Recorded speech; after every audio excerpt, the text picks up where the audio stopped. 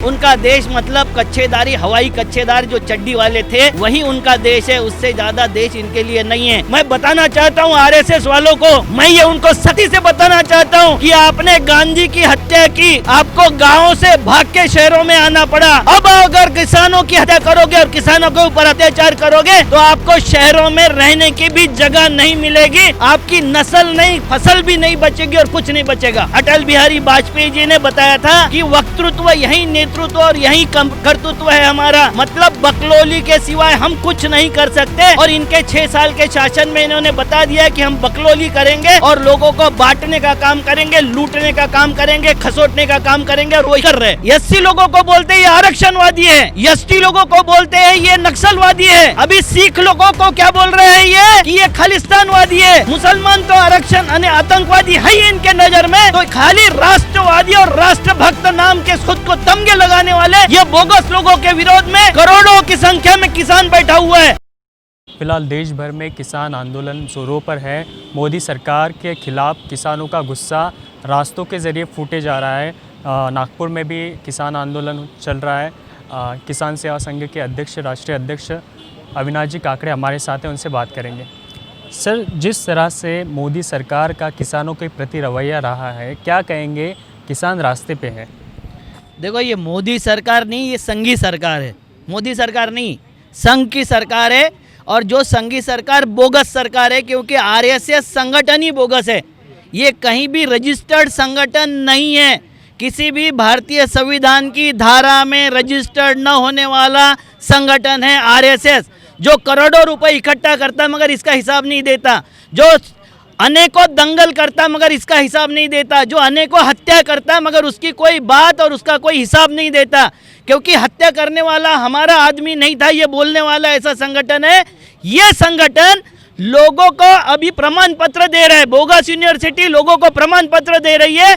ये जैसे किसानों को बोलते हैं ये जातिवादी है, एससी लोगों को बोलते हैं ये आरक्षणवादी है, एसटी लोगों को बोलते हैं ये नक्सलवादी है, अभी सिख लोगों को क्या बोल रहे हैं ये कि ये खालिस्तानवादी है। मुसलमान तो आरक्षण यानी आतंकवादी है ही इनके नजर में, तो खाली राष्ट्रवादी और राष्ट्रभक्त नाम के खुद को तमगे लगाने वाले ये बोगस लोगों के विरोध में करोड़ों की संख्या में किसान बैठा हुआ है। और ये बोल रहे हैं कि पाकिस्तान की उसमें ये है, कांग्रेस उसमें ये कर रहे हैं, टेररिस्ट ऑर्गेनाइजेशन उसमें इन्वॉल्व हो गई। तो बिहार के वक्त 300 टेररिस्ट जो आए थे वो अभी क्या दड़बे में हैं, आपके घर में बैठे हुए हैं टेररिस्ट? क्या वो अब बंगाल के इलेक्शन के वक्त बाहर आएंगे टेररिस्ट? अभी बाहर नहीं आएंगे। तो ये उन किसानों को, उन मेहनत कशों को जो हमारे देश का 40% गेहूं पैदा करते हैं, उनको ये खालिस्तानवादी बोलते हैं।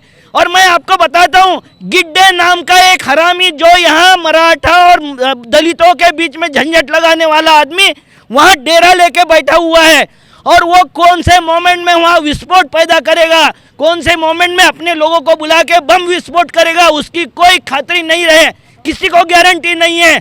इसीलिए ये उसको पहले पार्श्वभूमि तैयार कर रहे हैं कि वहाँ खालिस्तानी बैठे हुए हैं, वहाँ पाकिस्तानी बैठे हुए हैं, वहाँ आतंकवादी बैठे हुए हैं।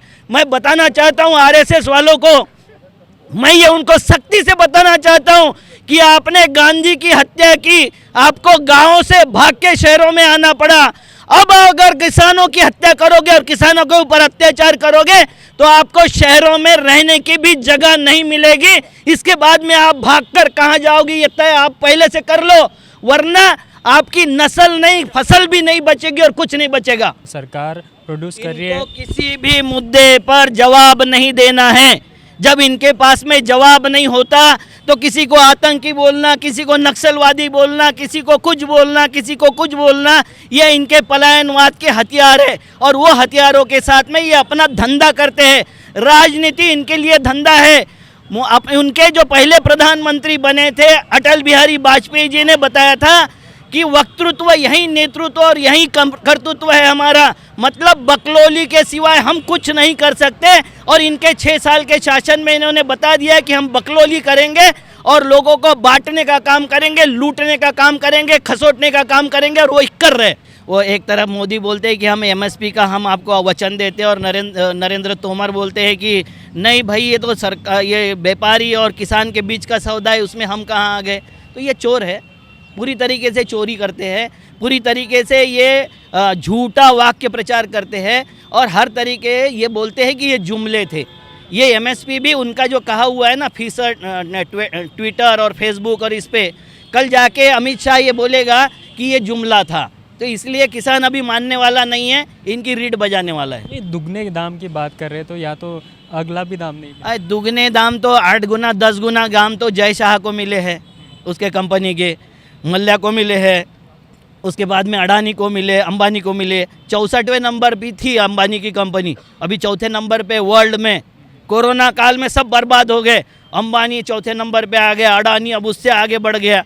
तो ये ठीक है, बोलना क्या है करना क्या है ये तो इनकी फितरत है। इनके पेट में एक होता है और मुख में एक होता है। ये डबल बच्चे हैं, डबल तरीके से बातें करते हैं। ये आरएसएस की पूरी विचारधारा ही ऐसी है कि कथनी और करनी में फ़र्क है इनके। आरएसएस की विचारधारा की बात की, लेकिन इसमें देश का जो नुकसान हो रहा है, किसान जो कि इस देश में आरएसएस को देश से कोई लेना देना नहीं है।